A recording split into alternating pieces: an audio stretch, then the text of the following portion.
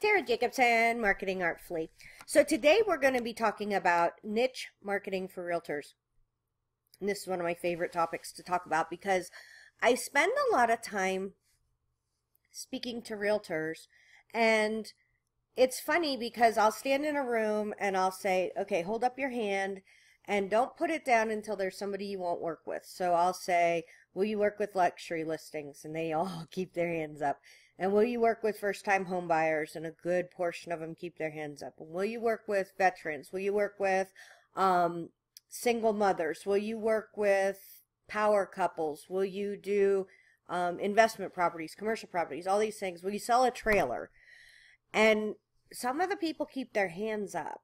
And that to me is really, really shocking and distressing because you can't be a master of all those things.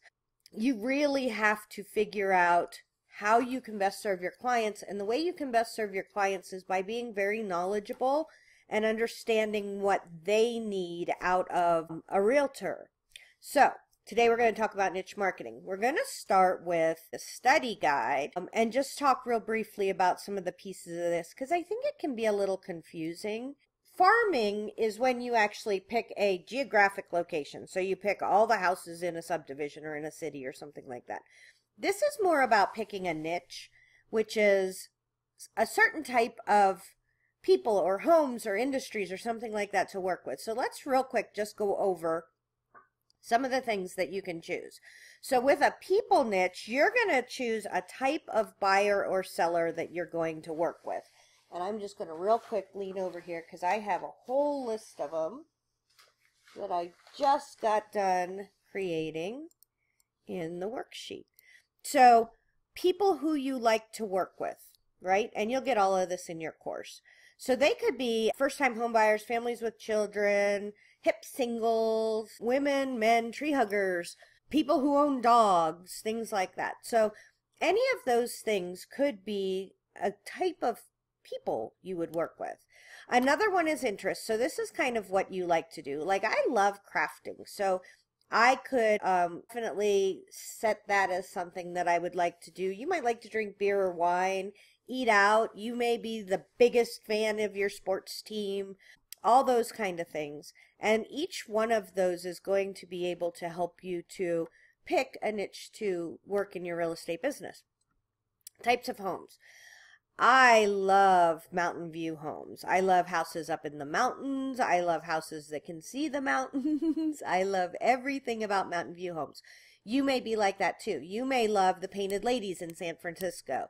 You may love the brownstones, or I know one gal, Donna, who loves ranches and she sells all kinds of ranches. So you could pick a type of house and specialize in that. And last but not least is an industry. That's a type of people you like to work with. So work from homers, military, politicians, teachers, things like that.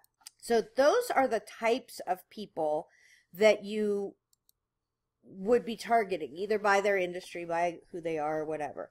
But now let's look at some examples, and we're going to spend most of the rest of the time here kind of looking at examples online of people who are doing an amazing job. And I'm going to start with the Corcoran Group. This is the company that was owned by Barbara Corcoran before she sold it. She's, of course, on Shark Tank and is still very involved in the real estate industry, just not with owning office anymore.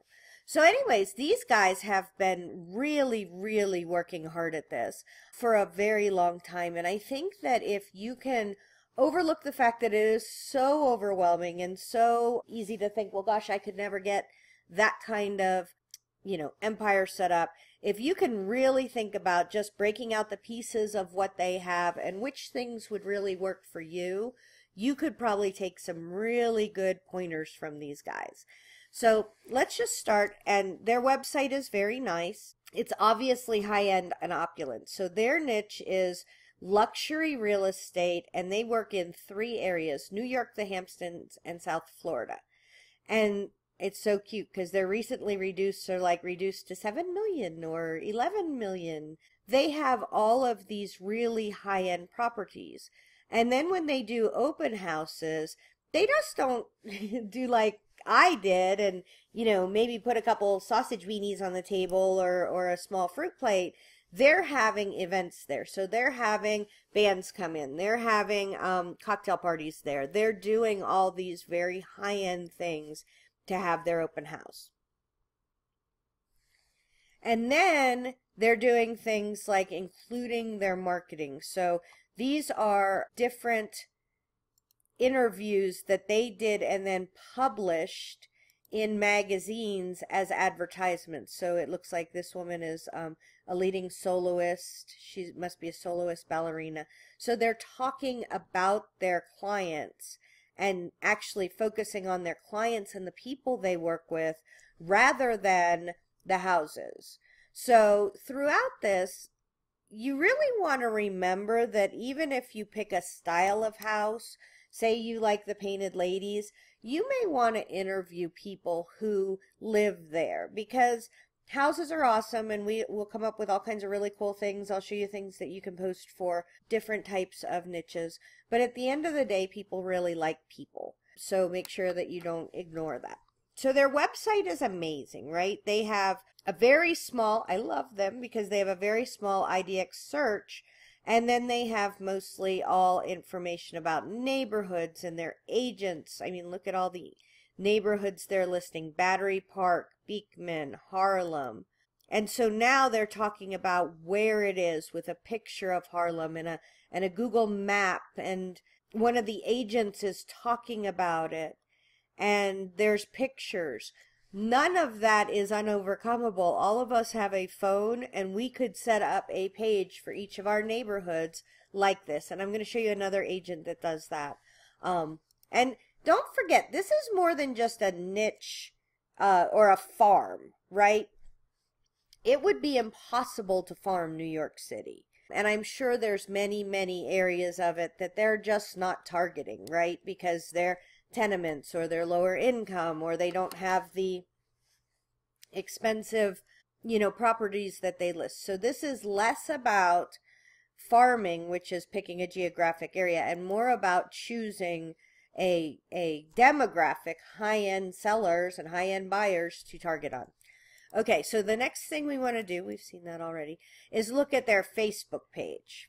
Okay, so when you think of how much money that website probably did cost, and you could tell they bought all kinds of professional photography, a Facebook page costs nothing. It's free. And they have 100,000 likes to this, and it's just from posting onto their Facebook page. So it's very, very affordable for many of the things that we're going to be talking about, and this is one of them. Now, as I was going down through here, I was really noticing, and this is where in the study guide I talk about the fact that you need to be a scientist, right? You need to figure out what works for your niche for different things.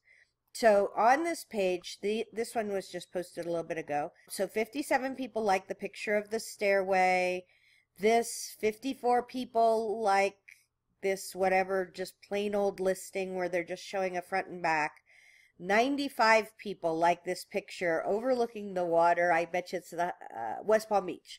So it's probably, the ocean and the boats and the yachts, and they've just framed it really nicely. And there's no reason that when you're previewing, say you don't even have a listing and you decide you're doing luxury, say you don't even have a listing here, ask your listing agent if you can preview that listing. This one got 49 people like this. It's a very pretty picture of that. And then I love this. This is very much my style. And you'll see they mix it all up. They go from very modern to very Baroque. And this one I thought was really interesting. Only 9 people really care about the historic likes. Now, the thing to remember is these are mostly keep you on Facebook kind of posts, right? So we're going to talk about this post on Facebook. Now, the one thing to remember is this only got 9 people to like it and 1 share, but we would have to be able to see behind the scenes to see maybe there's a ton of clicks to this post. So if we click to this post, it goes to their actual Corcoran report. So they would be tracking that number. And it could be that there aren't very many likes or there aren't very many shares, but people are clicking through and downloading that report, which would be the point, right? It's way more important for them to get that report in their hands than to click the little thumbs up button on Facebook. So know what your goals are. I thought this would be really neat, but it didn't. They post information about Citi Field, Coors Field's here in Denver, and I got 4 like this. So maybe people clicked on it, but it doesn't seem like it's very popular. This picture of a, very beautiful bedroom, I like the transom windows, has 112 likes. So they can go down through here and figure out which types of pictures really get information shares. Like this one didn't get as many likes, but 24 shares is very, very high and will really help their page rank on Facebook. So that's kind of interesting. And this is stuff that you can do very affordably for free if you want. Okay, let's start closing these so we don't get too slow. The other property that they do, social property that they do a lot of work on, is Instagram. And oh shoot, I wanted to show you. It's in the study guide. This post got 78 likes on Instagram and only 24 likes on Facebook. And think about that one for a moment. It got 3 times as many likes on Instagram as it did on Facebook. And they really do a lot of good work with Instagram, taking pictures. And it's funny because some of their most popular posts are, this is, I'm assuming Grand Central Station, right? Downtown. And then just a picture of a room is 77. Now look at that. This is a Soho loft during lunch hour. So it was just on a tour. It was probably on a broker's open or a, just an open house. So you don't have to have the properties to be able to take pictures of them. This one, oh my gosh, did really good. Bloomingdale's. So things that are going on in this post that are helping them are that it's Bloomingdale's, it's snowing, it's New York City. They're using their hashtag snow. I would probably put in NYC for the hashtag. So that's really, really a good one to do. They also have, remember I told you to focus on the people? So they have this amazing board where they research, and I love this one. This is the Upper East Side. We got to pause this, sorry. The world's greatest backdrop. New York City location scout Jason McCauley finds spaces all over the 5 boroughs. And it's an interview and information with him about how he goes about doing that. So you can have lots and lots of things that really are interesting. They have this campaign going on, Live Who You Are, where they're kind of they're niching, right? So they've niched down to people who want to live waterfront, maybe at the Hamptons, maybe people who want to live in New York City, and maybe people who want to live in South Florida. They've also focused on their agents, the luxury collection, white, exposed beams. So this is all things that any agent can do. You don't have to be the Corcoran Group to do it.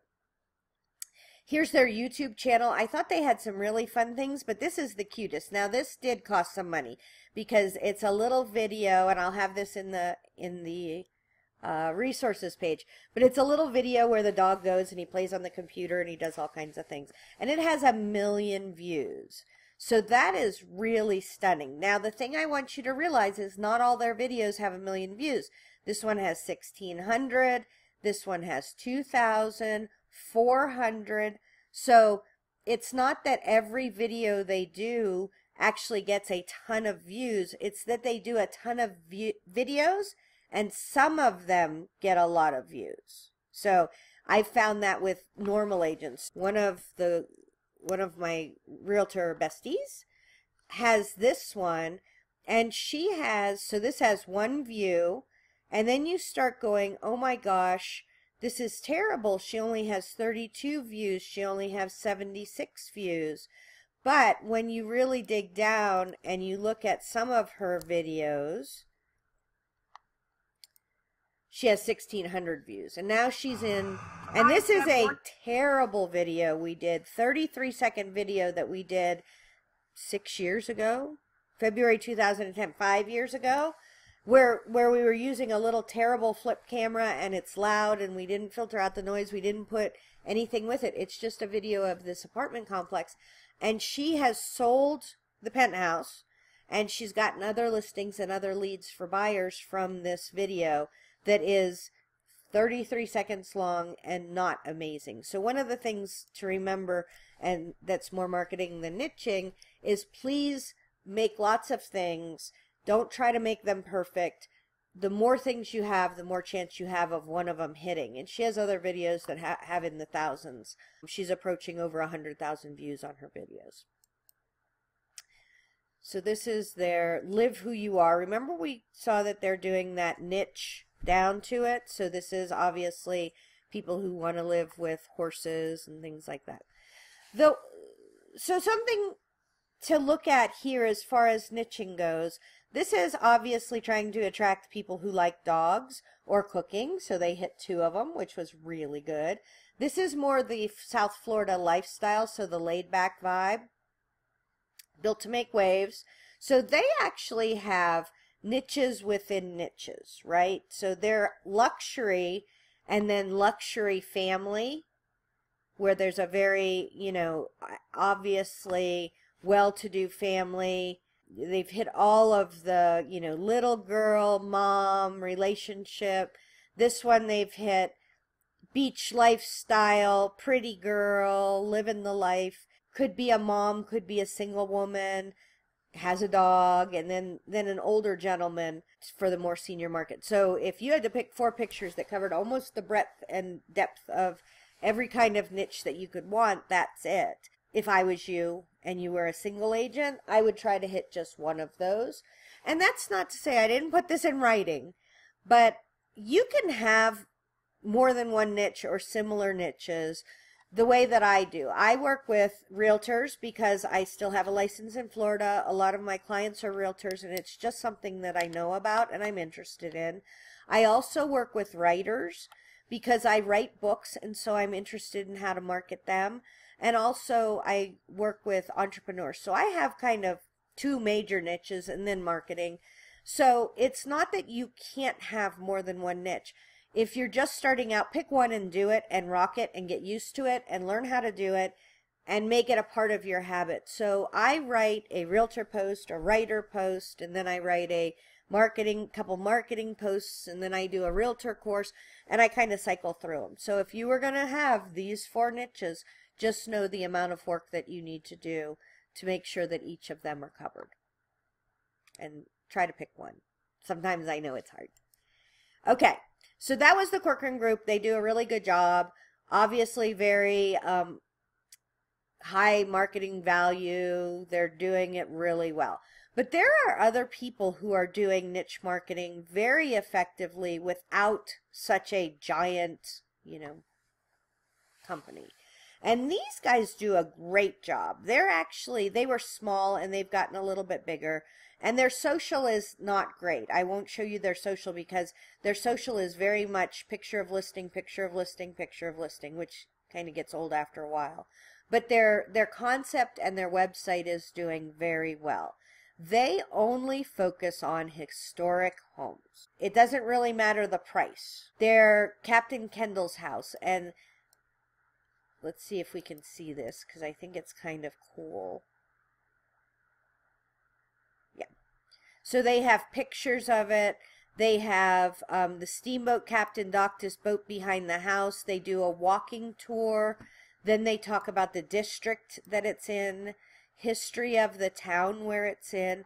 People who are looking for a historic home are looking for those kind of things, right? They're buying a whole lot of problems. They know that that house is going to have wiring issues, and you know, more often than not, they're not looking for, like, I love this one, and I happen to be a historic home buff, which is why I knew about this, but they might be updated, they might have all of that, but they want to know the history of it.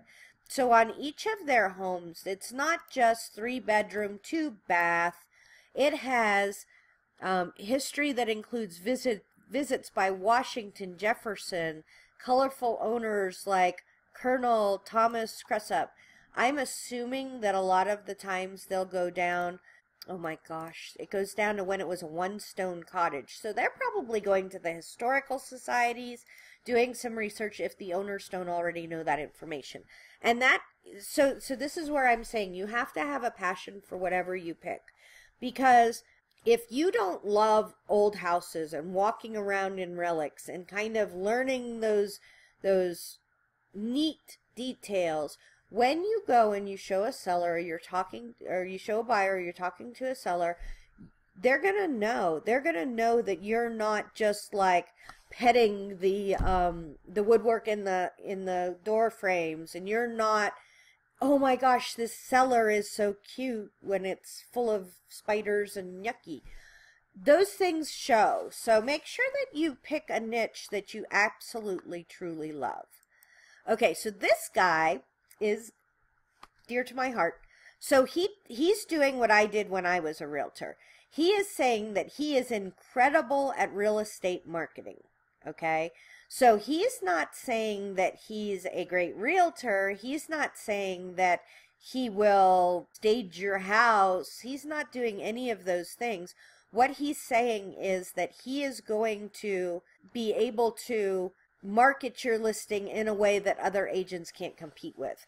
And I will tell you that that is a very compelling argument, especially when I know about this one, because I would go in and say, I can sell your home fast for the most amount of money. My average days on property are low. I had a professional photographer come in. I had a very high ranking website. I had all those things. So your niche doesn't even necessarily have to be one that I talked about. I thought that this was super interesting just because that's how I positioned myself when I was a realtor. Okay, so now let's look at, this is one of my friends, another realtor friend's websites. It's called Sandbars to Sunsets, and I will of course have that in the show notes. But one of the neat things about this is she's broken out each of the markets that she serves. So we just happened to pick into Indian Shores. And so she talks about Indian Shores, beach living, what it is. There's pictures. This is an Instagram picture, so she went and screen captured her Instagram picture. This is a video from the community garden opening. There's Cindy, and she's talking about Krabby Bills. She has some information about the live DJs, some more pictures, Instagram pictures that she's including here. There is testimonial from a buyer that she worked with there, pictures of the pubs and all that. So this is very dynamic, and this is very full of what, like dog friendly, big dog friendly, all the different places that you can live in Indian Shores, and that's in Florida. So as I said, you don't have to have Corcoran money to be able to make pages that really, really will make a difference to your niche marketing. All right, so next is luxury real estate. And I just wanted to talk to you a little bit about, now we're getting into people who own big domain keywords. This is actually a company that will allow you to list your homes for sale, do designations, do all that. And I think it bears talking about, right? I think that you should build up your own domain and your own big empire. But sometimes there are some shortcuts you may want to take. And so you could find out about being able to list your properties here. It's really good.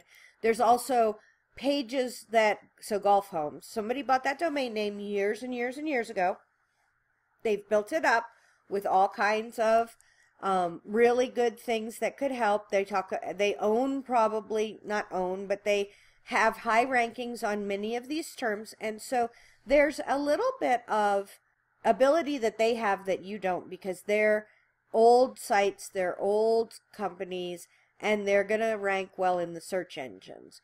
Not to say you can't beat them, but if you do want to join them, I haven't even looked at this. So let's say you're a seller, agent, realtor, and it looks like, so you can list your properties.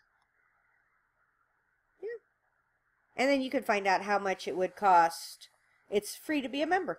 So what they're doing is they're getting all these listings. So those are things that you could find that you might be able to advertise your home on. And then the cool thing is then you can have, especially as you have a niche. So say you find 10 places where you can list golf homes, then that's something you can put in your listing presentation. It's something you can talk to the home sellers about, you can talk to the buyers about, and it really helps to solidify the fact that you are an expert in your field.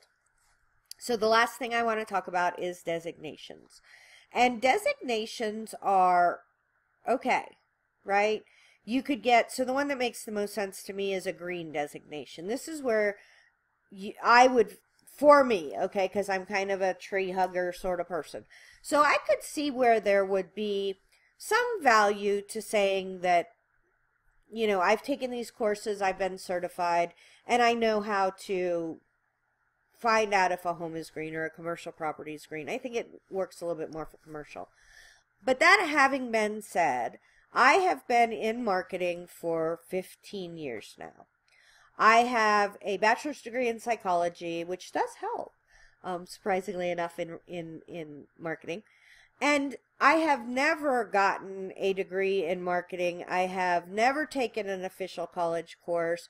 I don't know that today the value of a GRI is very high compared to spending that time or that money building your own empire.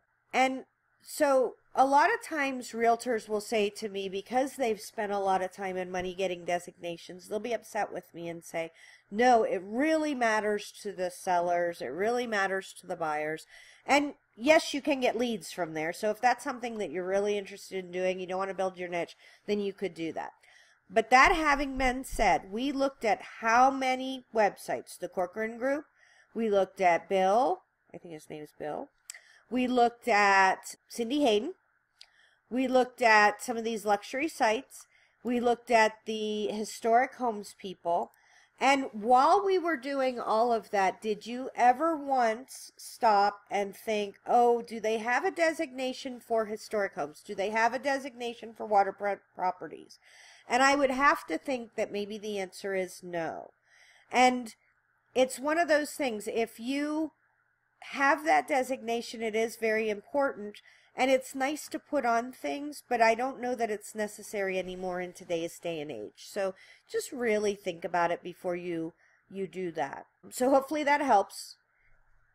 And I'm going to make a bonus because I try to keep these right around 30 minutes. I'm going to make a bonus and really dig deeper into the different kinds of niches with some sort of like examples and things like that, just so that you'll know. But that'll be in the bonus section of the course. So hopefully this helped. Tara Jacobson, Marketing Artfully.